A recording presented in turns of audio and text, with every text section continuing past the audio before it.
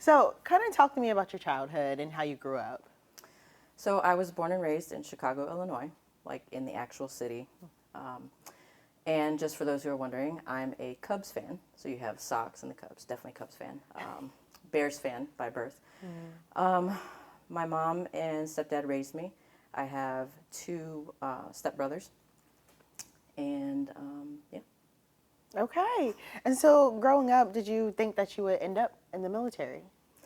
So it's funny, there's a video floating around somewhere, and they asked, what did I want to do when I grow up, what I want to be when I grow up? And I said, I wanted to be a soldier. And somebody asked, well, why? And I said, I wanted to wear combat boots. Mind you, I was like 5. But so kind of true to that, I didn't end up becoming a soldier. I became a Marine, and I still got to wear combat boots. Okay. And how was it wearing those combat boots? It was awesome. It was great. Absolutely loved it. They weren't the cool black ones that you got to, bust some elbow grease and polish them, but it was great. And so talk to me about what you did when you were in the military. So I joined the Marine Corps in 2006. I was stationed at Camp Lejeune from 2006 to 2010 when I EAS. And I was a motor transport operator, basically a fancy way of saying truck driver. Tell me more about that. So in the States, what I did was I would take my truck, go to supply, pick up a load. I would have an A driver supply. Usually the A driver knew the route and where we were dropping off the supplies. And then when I went on deployment, I was attached to a security platoon. And so we provided security for convoys carrying personnel and or gear. And our job was just to make sure that that convoy got to its location safely.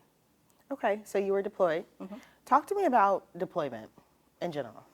I was deployed in 2008, and we were based out of Al Asad in Iraq, and spent most of my time outside of the wire. Great experience. I was the only female in my squad, and that had its challenges, but the guys really took to me. They treated me like a sister, which was great. So just the siblings act, like you have your sibling rivalry and your pranks and things like that, but then you show up, you show out, and you learn to care for each other, look after each other. And the deployment itself, it has its challenges, but, we persevered. We pushed through the challenges. We accomplished our missions safely and effectively. And I learned a lot of skills that I was able to apply to life from the Marine Corps itself and from the deployment. So in your opinion, what was going through your mind when you're the only female with all these men? So at first I was like, are you serious? Luckily, the household that I grew up in, there was a lot of what they call roasting, I guess now. And being the oldest, having two younger brothers, dealing with pranks and things like that, and roughhousing, we were like WWE in the living room all the time. So I feel like that kind of prepared me for, dealing with a bunch of guys and being the only female. But it also helped me to dig deep. Females kind of have a disadvantage, and so when you come into a situation like this, you have to be prepared to carry your weight to be able to perform above and beyond what's expected of you. And so that gave me an opportunity to do that. And I had the support of my guys, which really helped. It helped encourage me. They supported me. I went through a tough time, like personally. So I had, you have your deployment challenges, and then you have life. Life doesn't stop, when you're on deployment. So I had some things that I had to deal with. And I had my team, and I had my first sergeant as well. He helped a lot. It's really great when you have staff NCOs and management supervisors that look out for you. Did you feel respected? I felt like it took a little bit for me to earn that respect from the guys, but once I did, it was there. It was solid. Okay. So talk to me about some other challenges you may have gone through in your years in the military. Some challenges that I went through were inside the military. I would say just feeling like I was good enough, and holding myself to a certain standard. Now the Marine Corps has their own standards, and I feel like they're high, and I feel like that's where they need to be. So just making sure that I was holding myself to those standards and what did I need to do to get there. And like I said, for women, active duty, veterans, whatnot, you have to really go above and beyond. But that was just some of the challenges that I experienced. Challenges outside, like transitioning, were a little different, but.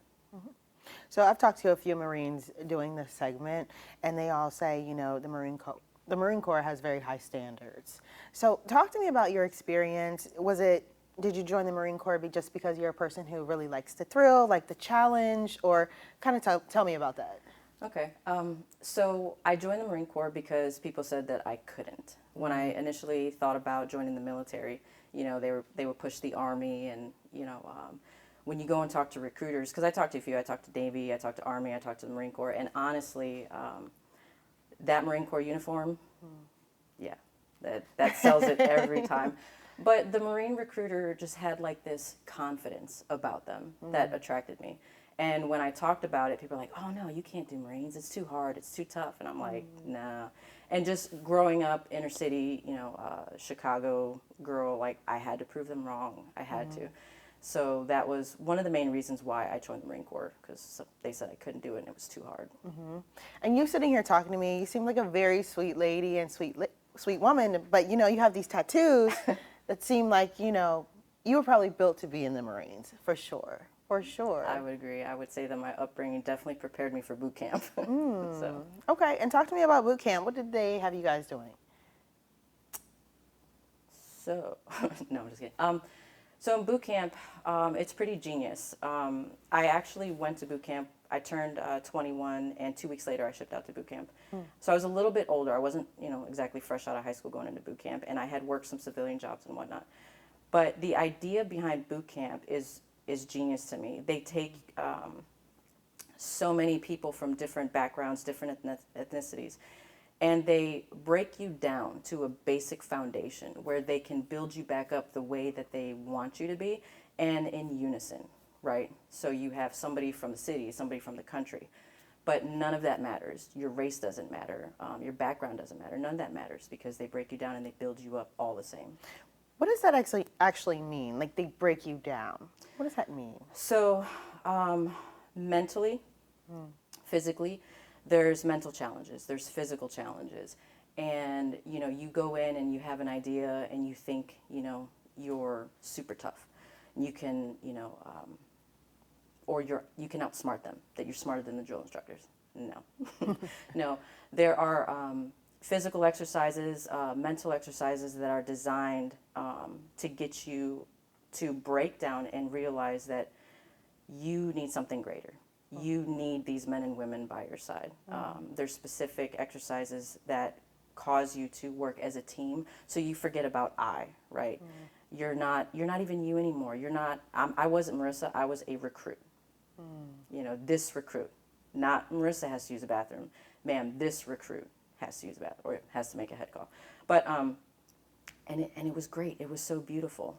You walk into this not knowing anybody, any of your bunkmates, anybody in the squad bay with you, and at the end of it, you have earned the title Marine, and it's just absolutely amazing, because you go through things that you never thought you could get through, and you got through them with your brothers and or sisters. So you said that you walked away with a lot of life skills. Talk to me about some of the skills you have now versus when you were not in the military. So decision-making skills. Prior to the military, it may take me a while to make a decision. I might try to make a very calculated decision, but in the military, especially in deployment, you don't have that time. You're not necessarily granted that time. So one thing that I learned was it is better to make a decision right then and there than to not act at all. And even if the decision didn't turn out to get you the results that you wanted, you still acted. That was one of the skills. Another skill that I can think of is how to remain calm in a very stressful, chaotic situation. And that's something that they groom you for in boot camp. There's a lot of yelling. There's a lot of throwing things around. And you have to be able to remain calm through all of that. And that just preps you for deployment. And those skills you can apply in life. When life is throwing challenges at you, if you just remain calm, you can make a better calculated decision on how to approach that challenge. What would you tell people who are thinking about joining the military? Do it. Absolutely. Anytime I get a chance to talk to somebody in high school or somebody who's thinking about it, I always encourage it. I think in today's world, it's a great place to find discipline, to find self-confidence. You learn things that unfortunately aren't taught in some homes today or even some schools. And I think those skills, you just hone in on those skills and you get experience and you can take that to life and just grow on those skills. So I'm definitely an advocate for encouraging people to join the military. Absolutely. Do you have any favorite memories you can think of? So boot camp wise, yes. These drill instructors, they go through training, and it's funny because when you're in boot camp, you think that they have no heart, that they have no soul, but that's just the role that they play. It's their job. And one of the recruits, their parents had sent them a care package, right? And they sent them like this cute little teddy bear. And she took the teddy bear, and you're not supposed to have these things in your rack, like in the bed with you. And if you do, you just tuck it away and hide it before lights in the morning. But the drill instructor found it on her bed. And oh my goodness, we're all just standing online and we're trying not to make eye contact because we know it's about to go down. And the drill instructor took that recruit and her teddy bear outside to what they call IT. So just basically making her do a bunch of exercises in the sand pit. And she literally had the recruit holding her teddy bear doing like what they call side straddle hops. So like making the teddy bear do exercises in the sand pit. It was hilarious. That was probably one of my favorite boot camp memories. That is hilarious. But, it's her friend. Yeah. You got to take her friend with her. Yeah, exactly. They had to suffer together. That is so funny. That's so funny. So do you have any experiences that you feel like maybe are hard to talk about? Yes.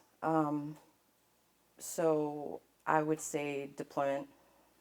Obviously, there's just so much stress, right?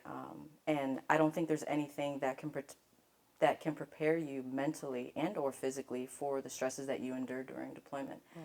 When I first got there, I was scared, very scared. I didn't know what to expect. And eventually you get used to it. You kind of grow numb to it, actually, and that's how I got through my deployment. But just learning the culture's so different out there. The way that they treat women, and being a woman out there, was very challenging whenever encountering the civilians. But I would say that things that I saw, things that I endured, those were very challenging, and these are things that I'm still working on today. Is there anything else you would like to say that I didn't ask you about? Sure. So through the struggles, challenges, things that I've endured in the military, when I got out, I struggled with my identity, right? Who was I now that I'm outside the military? And I had developed a drinking problem to cope with things that I endured, things that I experienced and whatnot. And so currently I am 1 year sober from alcohol. I celebrated that August 1st. And that wasn't possible without Life Ministries. So Life Ministries is a Christ-centered, biblically based addiction recovery program.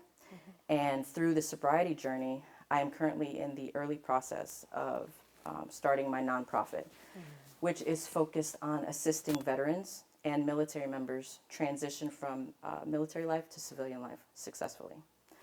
Just helping them with things that I know that I struggled with, that I'm sure other military members and veterans struggle with as well.